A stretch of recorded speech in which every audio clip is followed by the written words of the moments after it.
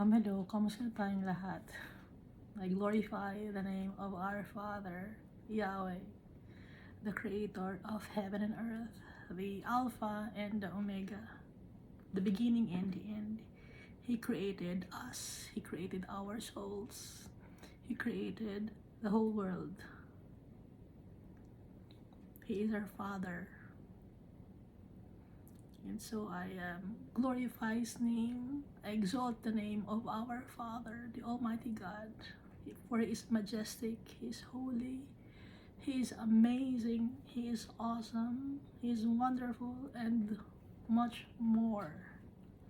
And I glorify the name of Jesus Christ, my Savior, my Redeemer, for His precious blood. And whenever we pray, we use the name of Jesus because the name of Jesus is powerful.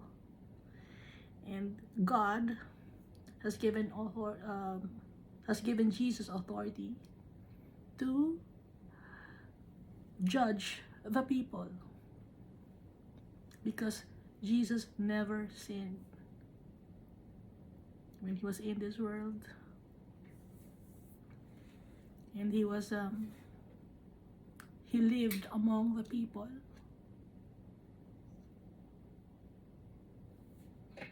And He experienced trials and tribulations, and yet He did not commit any sin. And so, si Jesus Christ, siya ang magja-judge sa atin. He's the Son of Man, Son of God. Galing siya sa lineage ng mga king. And ang Father, si Almighty God, Yahweh. Kaya, pag man siya, galing siya sa lineage ng king. Sa God siya, galing siya kay Almighty Father. At hindi siya nagkasala. And so, the Almighty Father elevated the name of Jesus above all names. And God will give Jesus His kingdom. And His kingdom will never end. At si Jesus, isi-share niya yung kanyang pag-rule sa kanyang kingdom sa atin. Sa atin, tayo na kanyang mga friends.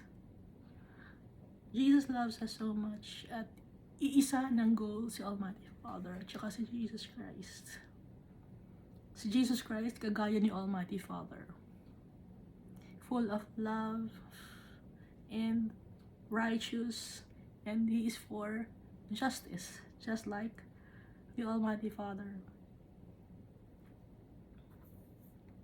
So magkaiba si Almighty Father at si Jesus Christ, pero pareho sila ng characteristics.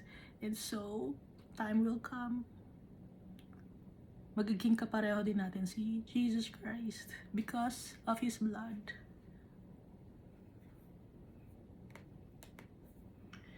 And Jesus Christ introduced us to our Father. He's the only mediator to Yahweh.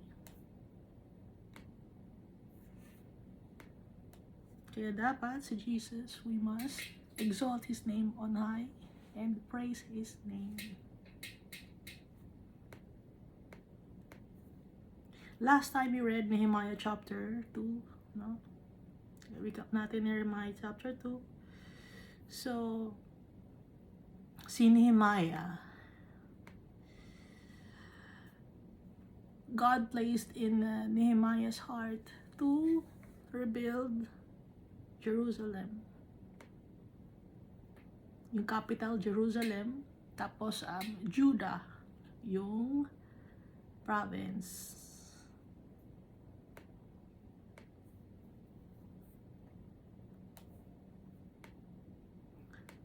So yung Jerusalem, yun ang capital ng Judah. Pero aside from Jerusalem, meron pang iba pang mga district or city. Yun lang Jerusalem ang pinaka main city or capital ng Judah. Pero marami pa na iba pang mga sakop na city ang Judah. So si Nehemiah, isa siyang cupbearer. Wala siyang experience sa paggagawa ng mga bahay. Hindi siya metalsmith, hindi siya wood carver, nagbibigay siya ng alak kay King Artaxerxes at malayo siya. Pero siya ang ginamit ni Almighty Father. Wala siyang alam, no? Si Nehemiah sa kung paano gawin ang mga bahay. Kung paano gumawa ng wall. Pero sinunod niya si Almighty Father.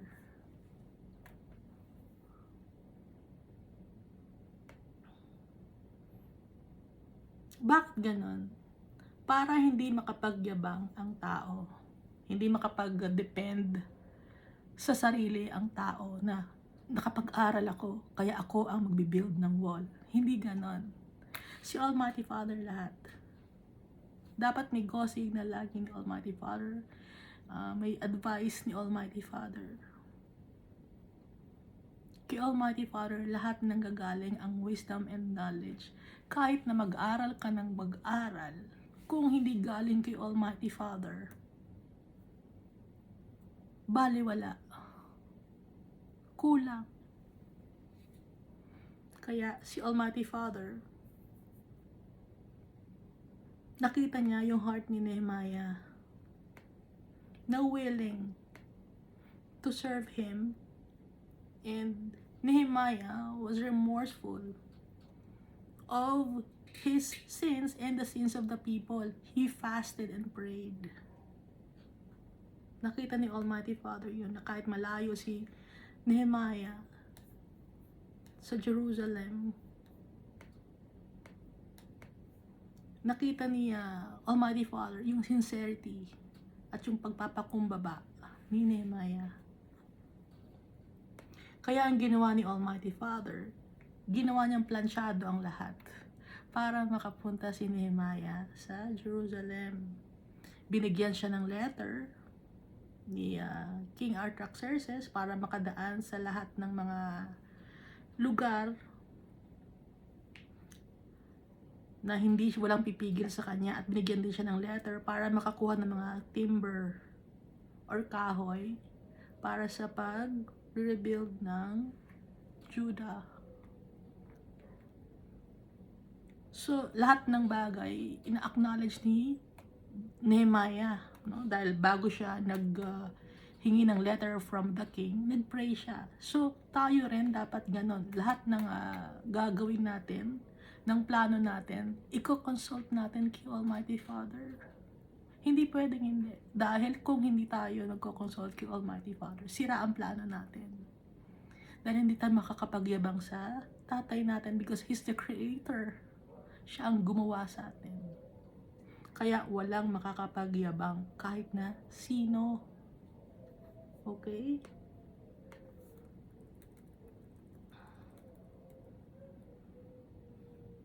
At saka, ang naging nanguna sa pagre-rebuild ng Jerusalem at ng Judah ay si Nehemiah, isang cupbearer.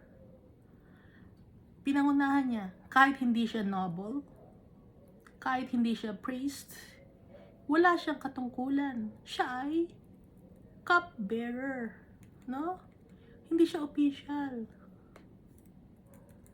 Pero yung heart niya willing to obey the Almighty Father.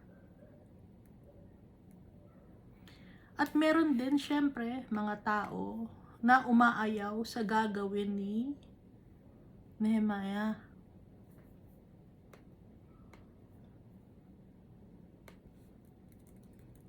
Pero kahit na may mga tao na against sa gagawin ni Nehemiah, hindi nagpatinag si Nehemiah. Dahil naniniwala siya kay Almighty Father. So tayo rin ganon. May mga tao na mga naysayers, no? Alam niyo ba yung mga naysayers, yung mga walang tiwala sa'yo or ayaw nila yung mga bagay na gagawin mo. Pero kahit na ayaw ng tao, kung kay Almighty Father tayo hihingi ng guidance, walang magagawa ang mga tao.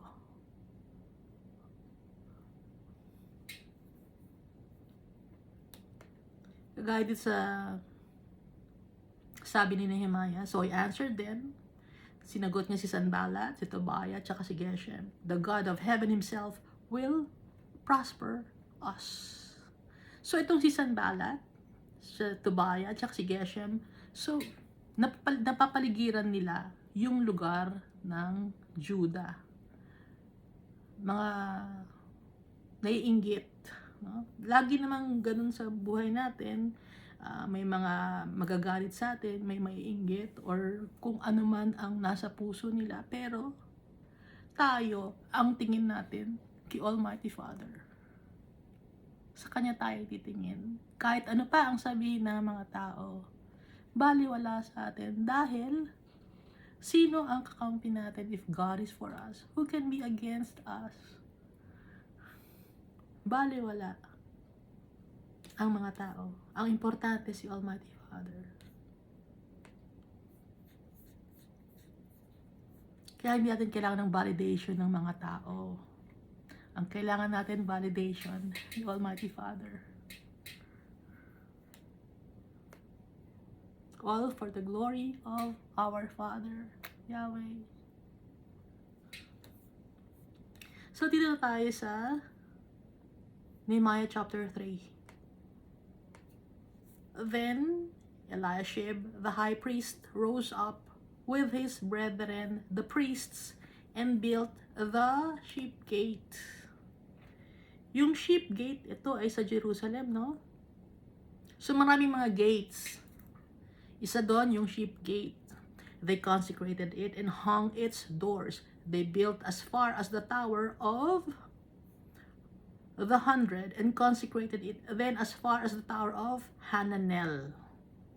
May mga tower of 100 and the Tower of Hananel. Or Tower of Hamea. Ano ba yung Tower of Hamea?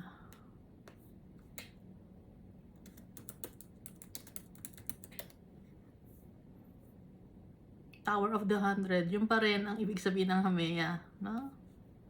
Tower sa Jerusalem to na malapit sa Sheep Gate. Dahil nga, yung mga gates at saka wall, inalaw ni Almighty Father na sirain ng mga Chaldeans sa pangunguna ni Nebuzaradan. And then yung Tower of Hananel, i-rebuild din nila.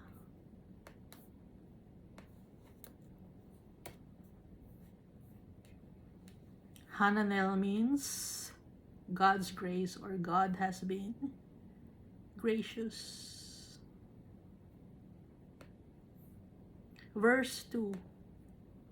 Next to Eliashib, the men of Jericho built, and next to them Zaccur, the son of Imri, built. Eliashib, no? Siya yung high priest. After yung kay Eliashib na ginawa, yung sumunod naman, yung kay Zaccur, the son of Imri, built. Also, the sons of Hassenaah built the fish gate. Ang daming mga gate, no? Sheep gate, fish gate.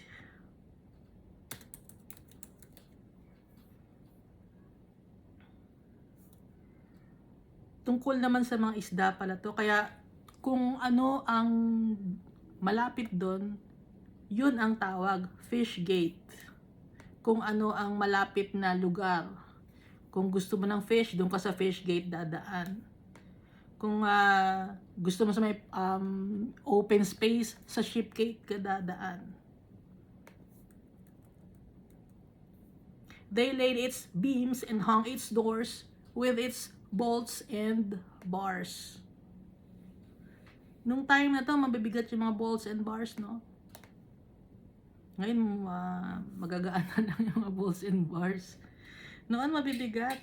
So, sama-samang gumagawa yung mga tao.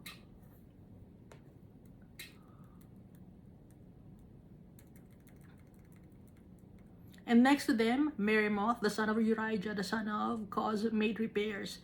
Next to them, Meshulam, the son of Berechiah, the son of Meshabel, made repairs. Next to them, Zadok, the son of Bana, made repairs. Ang dami nila, oh. Si Meremoth, pero the son of Urijah. Kaya binabanggit ng the son of Urijah or the son of Kos. Lagi may ganun, di ba, na binabanggit. Kasi, para doon malaman kung sino yung tao na yon. Dahil wala pang uso nun ang surname. Kaya kung saan siya lineage galing, yun ang binabanggit. Dahil wala pa ngang apelido or surname.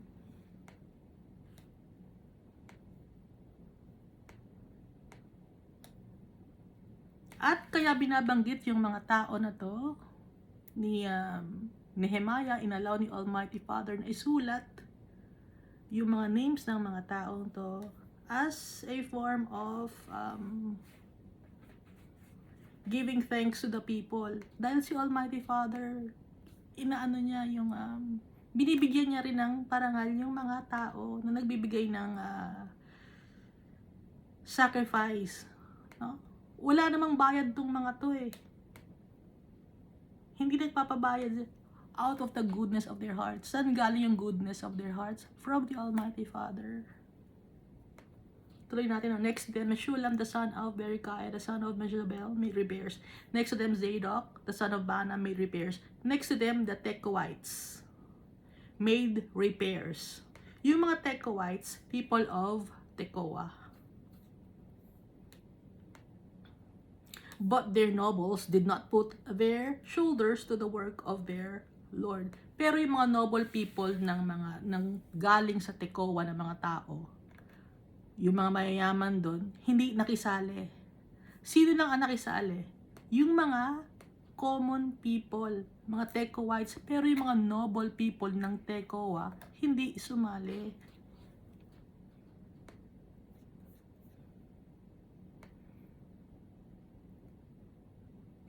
Meron pang hindi lahat ng tao ay humble. Merong mga tao pa rin na mapagmataas, hindi nakikisali. Ayaw nilang makisali sa pagtatrabaho. Kahit na nasiraan sila, hindi pa rin nila gustong sumali. Because of pride. May mga ganong klaseng tao. Na up to now, may mga ganong pa rin klaseng tao. So, noon, nangyari na. Ngayon pa rin nangyayari na.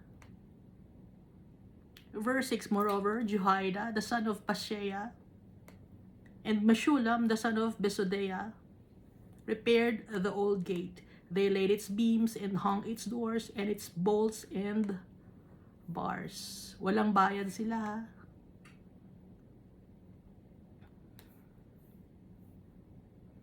Gumagawa sila ng walang bayad. And next to them, Melatiah, the Gibeonite, Jadon, the Meronothite, the men of Gibeon and Mizpah. Gibeon and Mizpah, malapit ito sa Jerusalem.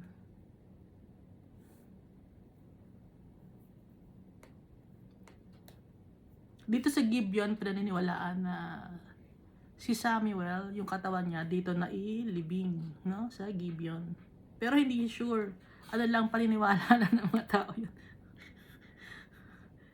Kaya, pero wag huhukayin, ano? Ay, ginawa doon na nailibing si Samuel, baka hukayin ng mga tao. Kaya hindi pinapaalam ni Almighty Father yung eksakto. Kahit si Abraham, bakit? Sasambahin ng mga tao. Ayaw ni Almighty Father kasi He wants to be worshipped in spirit and in truth. Hindi pwedeng sambahin yung kanyang mga servant, no? At kung buhay din si Samuel at iba pang mga apostles and disciples, hindi rin sila papayag na sila ay sambahin ng mga tao. Dahil ang kailangan lang i-worship si Almighty Father at saka si Jesus Christ. Tutuloy natin, the men of Gibeon and Mizpah repaired the residence of the governor of the region beyond the river. Yung river, Euphrates River. Next to him, Uzziel, the son of Harziah, or Harhiah, one of the goldsmiths, made repairs. Kahit na mga goldsmiths, gumagawa rin ng repair. hindi man lagyan ng ginto, no? Pero yung intricate details, magagaling kasi yung mga goldsmiths. Also, next to him, Hananiah, one of the perfumers, made repairs. Tingnan mo, gumagawa ng perfume, pero nagpupukpok, nagmamartilyo. Pero hindi yun ang kanyang expertise, ha? Ang expertise niya, perfumer siya, gumagawa siya ng pabango. Pero nagpupukpok siya. Gumagawa siya ng mga gate, gumagawa ng wall. Parang si Nehemiah na cupbearer. Hindi naman yun ang trabaho nila, pero gumagawa sila.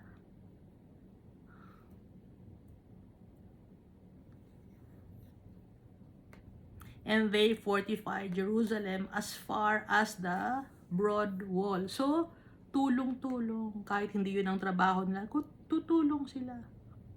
Verse 9, and next to them, Rephaiah, the son of Hur, leader of half the district of Jerusalem, made repairs. Next to them, Jedaiah, the son of Harumath, made repairs in front of his house. And next to him, Hattush, the son of Hashabniah, made repairs. Si, asan ba yung isa?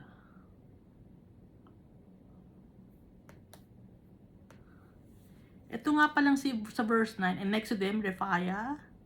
Rephaiah means to heal, the son of Hur. Hur means hot, burned, or charred. Ibig sabihin, dark-skinned. Itong si Hur. Kasi usually kung ano ang description, yun ang pangalan ng tao.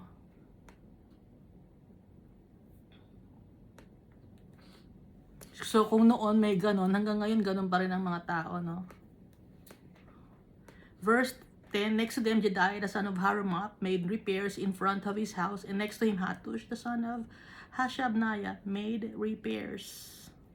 Malkijah, the son of Harim, and Hashub, the son of Pahath Moab, repaired another section, as well as the Tower of Ovens. Pahath Moab means pit of Moab. Kahit na, ang ibig sabihin ng Pahath Moab kasi, ancestor niya yung Judah. Pero may lahing Moab. Kaya Pahath Moab. May lahing Moabites. Galing sa Babylonian exile at tumulong sa pag-rebuild ng Jerusalem. And next to him was Shallum, the son of Halohesh, leader of half the district of Jerusalem. He and his daughters made repairs. Pati babae. Tulong-tulong, no? He and his daughters. Yung anak ni Shallum, na anak ni Halohesh. Leader. Pero siya, pati yung kanyang mga anak, gumagawa na repair, mga babae.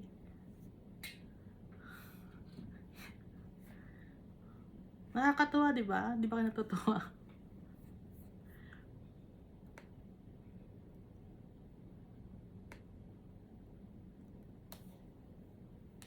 Verse 13, Hanun, the inhabitants of Zanoah, repaired the valley gate. Hanun means gracious, and the inhabitants of Zanoah, pati yung mga nakatira sa Zanoah, repaired the valley gate. Zanoah means desertion, reject, or to stink. Nakatira sa mabahong lugar. Kasi bakit, ang ibig sabihin kasi ng Zanoah, stink or reject. Yung mga nakatira doon, ang lugar na pangalan ng lugar nila ay mabaho or reject. Repaired the valley gate. They built it, hung its doors with its bolts and bars, and repaired 1,000 cubits of the wall as far as the refuse gate. Tignan nyo, Zanoah tapos refuse gate. Zanoah means stink, no? Mabaho, at or reject or forgetfulness. Kasi ayaw nila sa mga madudumi, no? Kasi si Almighty Father ayaw niya sa mga madudumi, no? Literal na madumi at saka sa mga taong makasalanan. Ngayon, yung tong mga taga Zanoa, hanggang sa refuse gate ang gawa nila ng wall. Ano ba yung refuse gate? Yung refuse gate, also known as the dung gate. Alam niyo naman yung dung, di ba? Dumi. Siyempre, mga tao to, dumudumi rin ito. No? Wag natin na ay may dumi. Hindi. Tao eh. Kumakain eh. Siyempre, dumudumi. Normal yon. Iba kasi pag, ay dumi, ano yan, what refuse gate, may dung gate. Bakit? Kayo ba, hindi ba kayo dumudumi? Pag hindi kayo dumudumi, hindi kayo normal, asan kayo ngayon? Hindi normal yon. Pero pag tungkol sa mga bagay na mga kalaswaan, tawan-tawa ang mga tao. Pero pag tungkol sa mga yung mga bagay na galing sa katawan na pag kumakain tapos lumalabas sa katawan, nandidiri kayo. Pero pag ang pinag-uusapan yung mga malalaswa, bastos tontuwa pa ang mga tao. Ba't ganon? Hindi ko maintindihan.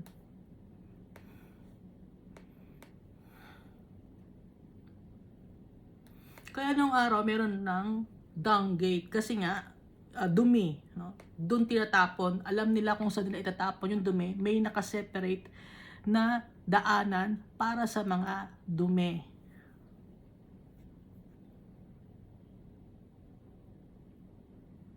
It was located near the pool of Siloam and led to the valley of Hinnom where the refuse was burned. Doon itinatapon at sinusunog sa valley of Hinnom. So galing sa refuse gate, tapos sa valley of Hinnom sinusunog.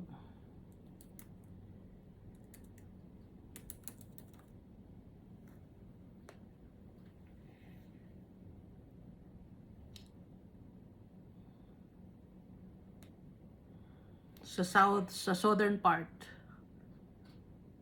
of Jerusalem, yung valley of Hinnom.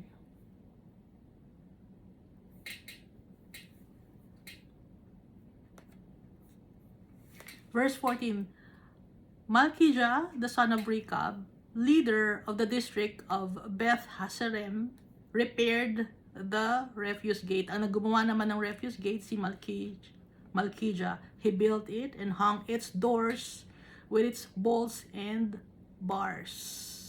Kasi nga gate, may bolts, may bars. May metal na noon, no?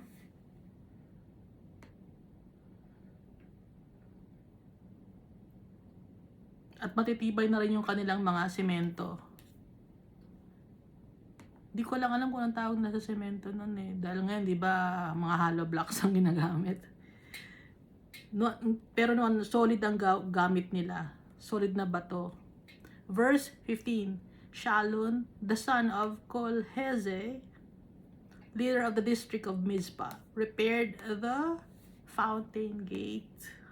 Ang daming gate, di ba? May refuse gate, fountain gate, ship gate. Ano pa yung isang gate na binanggit?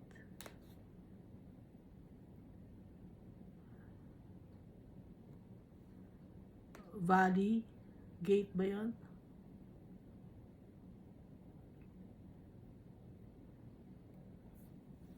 He built it, covered it, hung its doors with its bolts and bars, and repaired the wall of the pool of Shelah or Shiloah by the king's garden as far as the stairs that go down from the city of David.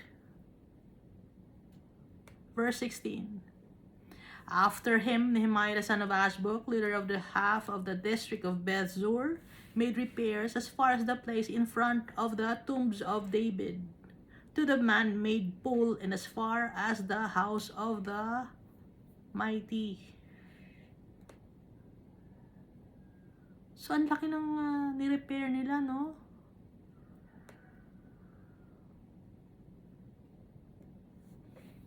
Hindi ma-repair to kung hindi inutusan ni Almighty Father si Nehemiah na isang cupbearer.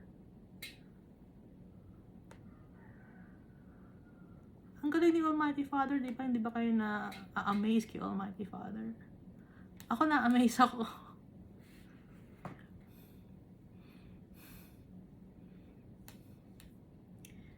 Verse 17, after him the Levites, under Rahum, the son of Bani, made repairs. Next to him, Hashabiah, leader of half the district of Keilah, made repairs for his district. And after him, their brethren, under Bavai, the son of Henadad, leader of the other half of the district of Keilah, made repairs.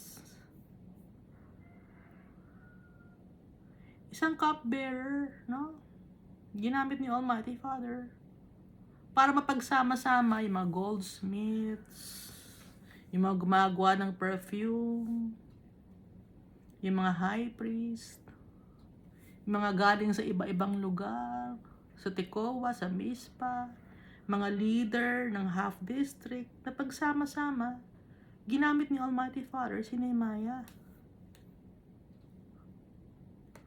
Verse 19, and next to him Ezer, the son of Jeshua, the leader of Mizpah, repaired another section in front of the ascent to the armory at the buttress.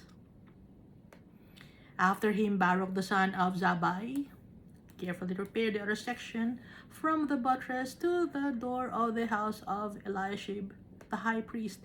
After him Merimoth, the son of Orijah, the son of Koz, repaired another section from the door of the house of Eliashib to the end of the house of Eliashib.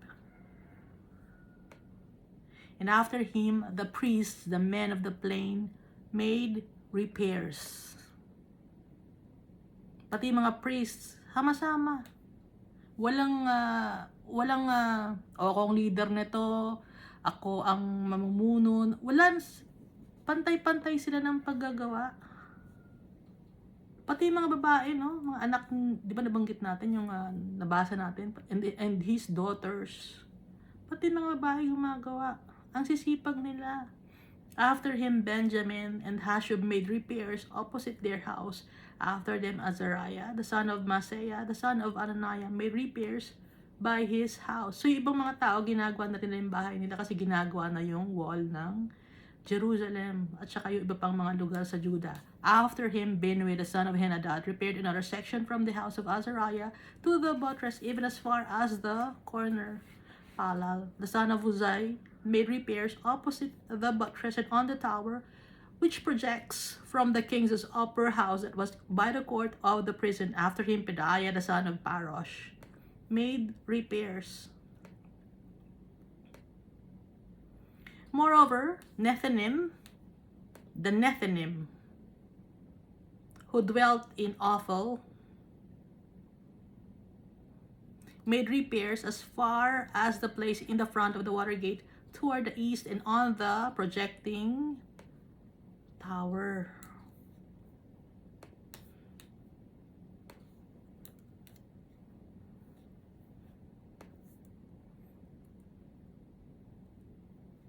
Yung mga Nethinim, sila ay mga temple assistants or mga slaves. Mga Gibeonites sila. Dahil karamihan ng mga nasa Gibeon, puro mga workers or assistants or slaves. Yung Nethinim. The Nethinim who dwelt in Ophel made repairs as far as the place in front of the water gate toward the east and on the projecting tower. So, simpleng mamamayan, slaves, high priest, leader, babae, iba-iba, mga nasa ibang lugar, ng Tekoa, Mizpah. Nagsama-sama sila. Verse 27, after them the Tekoites repaired another section next to the great projecting tower and as far as the wall of Ophel. Beyond the horse gate, the priests made repairs, each in front of his own house. Lahat sila, no? Gumagawa. Naging karpintero, naging metalsmiths, lahat sila marunong. Naging woodworkers. tulong-tulong. After them, Zadok the son of Immer made repairs in front of his own house. After him, Shemaiah the son of Shechaniah, the keeper of the east gate, made repairs. After him, Hananiah the son of Shelemiah, and Hanun the sixth son of Zalaph repaired another section. After him, Meshullah the son of Berechiah made repairs in front of his dwelling, or in front of his room. After him, Malchijah, one of the goldsmiths, or isa sa mga anak ng mga goldsmiths, made repairs as far as the house of the Nethinim. Binanggit natin kanya, di ba? Nethinim, mga slaves or subjects na mga assistants. And of the merchants in front of the Mifkad gate, and as far as the upper room at the corner, and between the upper room at the corner, as far as the ship gate, the goldsmiths and the merchants made repairs. Kahit mga merchant to, di ba yung mga merchant, wala namang alam kundi ano ba ang mga merchants, mga nagbebenta, di ba? Mga businessman. Sama-sama. Kahit walang alam, natututo sila.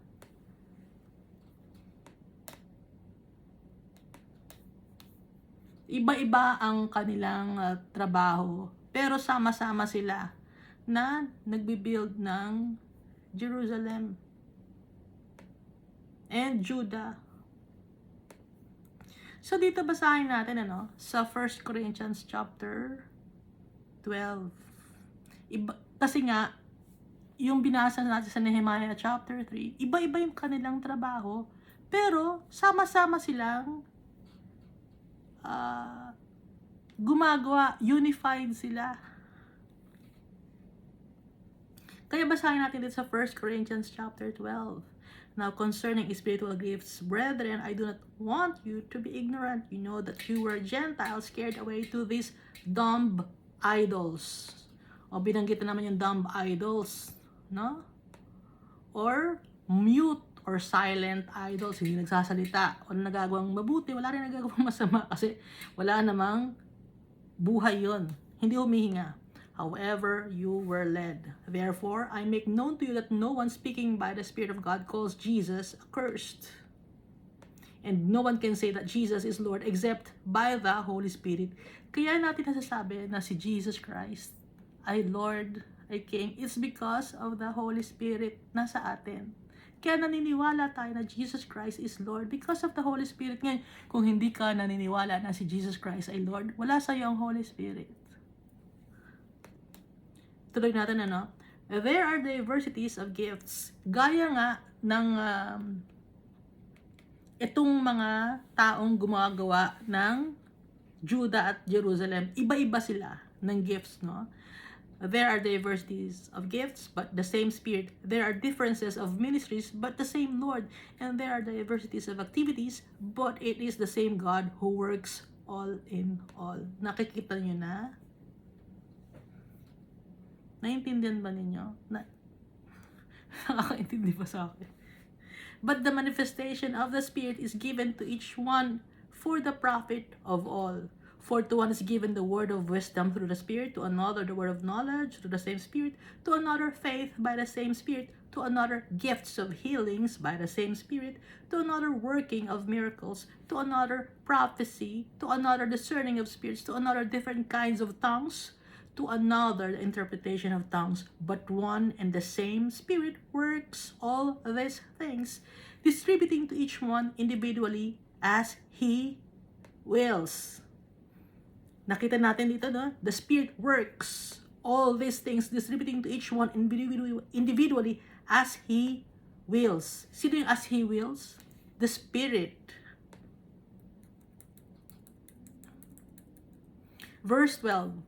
For as the body is one and has many members, but all the members of that one body, being many, are one body, so also in Christ. So, yung gumagawa ng Judah, tsaka ng Jerusalem, yung temple, yung mga sheep gate, yung fountain gate, yung refuse gate, iba-iba sila, no?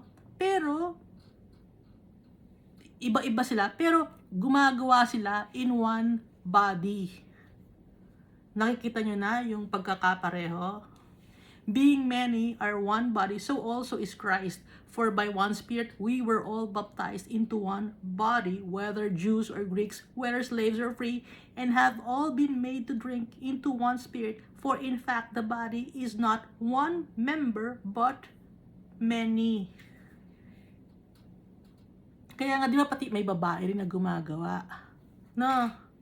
Dito sa Nehemiah chapter 3, iba-iba ang trabaho, iba-ibang lugar, iba-ibang kung saan-saan man galing, pero nagtatrabaho sila as one. Verse 15, if the foot should say, because I am not a hand, I am not of the body, is it therefore not of the body? And if the ear should say, because I am not an eye, I am not of the body, is it therefore not of the body? If the whole body were an eye, where would be the hearing? If the whole were hearing, where would be the smelling? But now God has set the members, each one of them, in the body just as He pleased. If they were all one member, where would the body be? Verse 20 of 1 Corinthians chapter 12. But now indeed, there are many members, yet one body. Maraming members na gumagawa ng Judah at ng Jerusalem, pero isa lang sila. And the eye cannot say to the hand, I have no need of you, nor again the head to the feet, I have no need of you. No, much rather those members of the body which seem to be weaker are necessary. And those members of the body which we think to be less honorable, on this we bestow greater honor, and our unpresentable parts have greater modesty. May mga unpresentable parts ang body, pero they have greater modesty. Binabanggit dito sa verse 23. Yung mga example, kung i-apply natin sa tao yon, may mga tao na hindi kaya nilang magbigay, iba naman ang kanilang role sa body of Christ. Kasi hindi naman lahat ng tao kayang magbigay, no? Or mag-share ng offering. Kung hindi kayang mag-share ng offering, iba naman ang kaya nilang ibigay kay Almighty Father. Ano yon? Yung kanilang pagsaserve kay Almighty Father. Dahil hindi lahat ng pagsaserve kailangan ng may kapalit na pera.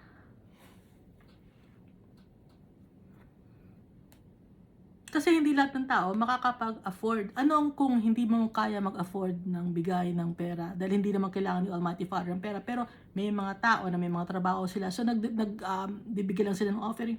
May mga tao naman na hindi sila makakapagbigay ng offering. Ano ang kaya nilang ibigay? Prayers. Pwede sila mag-pray kay Almighty Father. Fasting. Ganon.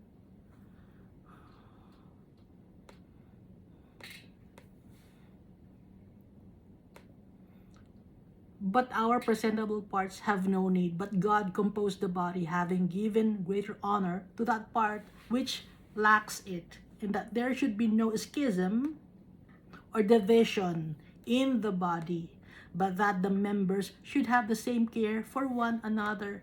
Kahit mayaman ka o mahirap ka, dapat caring ka sa church, dahil tayo ay ang church. Mahirap o mayaman, hindi kailangan ng division.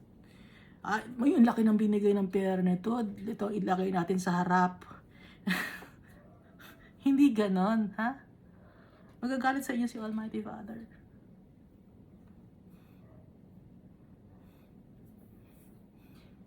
Pantay-pantay lahat ng na mahal ni Almighty Father ang mga tao. Yung iba binabanggit niyo dahil naalala ko na naman na binanggit dahil malaki ang binigay. Pero pag maliit, hindi niyo binabanggit. Verse 26, and if one member suffers, all the members suffer with it. Or if one member is honored, all the members rejoice with it. Now you are the body of Christ and members individually, and God has appointed these in the church. First apostles, second prophets, third teachers, after that miracles, and then gifts of healings, helps, administrations, varieties of tongues. Are all apostles? Lahat ba apostle? Hindi. Are all prophets? Hindi rin. Are all teachers? Hindi rin. Are all workers of miracles? Hindi rin. Do all have gifts of healing? Hindi rin. Do all speak with tongues? Hindi. Do all interpret? Hindi. But earnestly desire the best gifts. And yet I show you a more excellent way. No? Hindi lahat ay prophet, hindi lahat teacher, hindi lahat apostle, hindi lahat workers of miracles. Iba-iba ang role ng mga Christian as a member of the body of Christ. Pero higit sa lahat, ano ang importante? Higit sa lahat, anong importante? Sabi dito ni Paul, but earnestly desire the best gifts, and yet I show you a more excellent way. Ano yung more excellent way na sinasabi? Yun ay ang pagmamahal. 1 Corinthians chapter 13. Though I speak with tongues of men and of angels, but have not love, I have become sounding brass or a clanging cymbal. And though I have the gift of prophecy and understand all mysteries and all knowledge, and though I have faith so that I could move mountains, but have not love, I am nothing. And though I bestow all my goods to feed the poor, and though I give my body to be burned, but have not love, it profits me nothing. So, itong mga tao na to, na sa Nehemiah chapter 3, iba-iba sila ng role na ginagawa. Pero member sila ng body of Christ, or member sila ng anak ni Almighty Father. Iba-iba ang kanilang mga naatasan. Yung iba sa God Gate, yung iba ay nasa Sheep Gate. Pero they work as one. And ang pinaka-importante sa lahat, kaya sila nakakapagtrabaho ng walang hinihinging kapalit, kahit ano. Ano ang meron sa kanila? Lahat sila merong pagmamahal. Saan sila may pagmamahal? Kay Almighty Father. Sa Jerusalem, meron silang pagmamahal. Kaya gusto nilang i-build yun dahil meron silang pagmamahal na nasa puso nila. Dahil alam nila na yung Jerusalem, yun ang binigay sa kanilang lugar ni Almighty Father. Kaya nga sabi ni Paul dito, no, na kahit anuman ang role na ginagampanan, si Nehemiah, si Eliashib, si Zaccur, si Meremoth, mga Tekoites, meron silang pagmamahal kay Almighty Father, at may pagmamahal sila sa lugar nila. Sino yung walang pagmamahal? Ang walang pagmamahal yung mga taong minamock sila. Sino yon? Ang example nun ay si Sanballat, si Tobiah, at saka si Geshem. Kaya tayo, kung gagawa tayo para kay Almighty Father, dapat with love. Hindi man tayo marunong mag-prophecy, hindi tayo marunong mag-heal, hindi tayo marunong ng kung ano-ano mga gawain. Pero kung nasa sa atin yung pagmamahal kay Almighty Father, kay Jesus Christ, ibubuhos ni Almighty Father at saka ni Jesus Christ sa atin ang blessings. Dahil kay Almighty Father, lahat ng gagaling. Dahil ang tatay natin, powerful. Naiintindihan na natin kung ano ibig sabihin itong Nehemiah chapter 3. O, naiintindihan ko na rin ngayon na ang importante yung pagmamahal. Na kaya sila nagsasakripisyo dahil sa pagmamahal. Sama-sama silang gumagawa. At aminado sila sa kasalanan nila. Hindi sila nagreklamo na dapat hindi nasira ito. Wala silang ganun. Basta tahimik sila, nagtatrabaho sila. Na iisa ang goal nila. So, gumagawa sila rito para silang church. Iba-iba man sila ng lahi, iba-iba ng pinanggalingan, no? Yun ang message dito, para silang church, oh.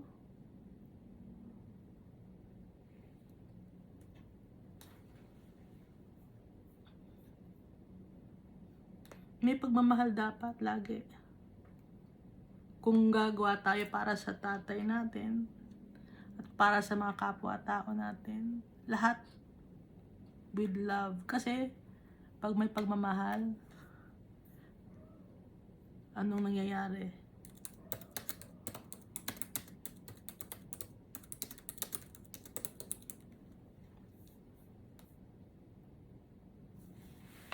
First Peter chapter 4 verse 8. Pag may pagmamahal, nakakapagpatawad tayo ng tao. No?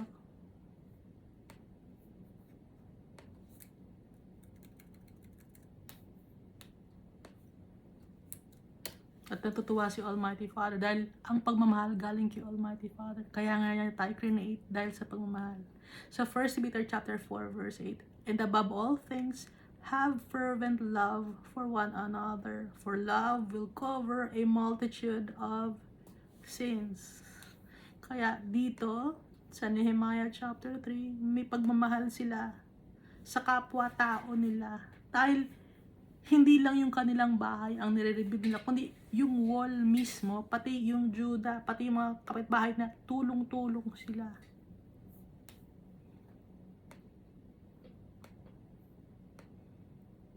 At yun ay para sa ikapupuri ng pangalan ni Almighty Father. So, naintindihan na natin itong Nehemiah chapter 3, no? Hindi ko alam na doon pala patungo.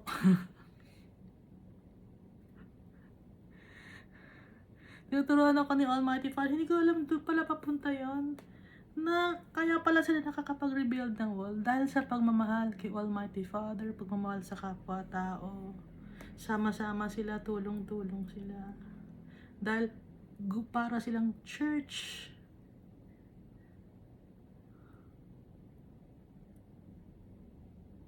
Papasalamat ako kay Almighty Father dahil tinuturuan niya ako. No. Kung kakausapin kayo ni Almighty Father na mag-share din sa kapwa-tao nyo ng salita ng Diyos, mag-share kayo. Kung ilagay sa puso ninyo ni Almighty Father ang pag-share sa mga tao nang walang hinihinging kapalit. Dahil kay Almighty Father tayo magtitiwala dahil sa pagmamahal natin sa tatay natin. Dahil yung pagmamahal niya sa atin sobra-sobra. At yung pagmamahal ni Almighty Father na sobra-sobra yung kaya nating magbigay ngayon ng pagmamahal sa kapwa-tao, kaya nating makapagpatawad. Dahil kung hindi tayo magpapatawad, paano tayo papatawarin ng tatay natin?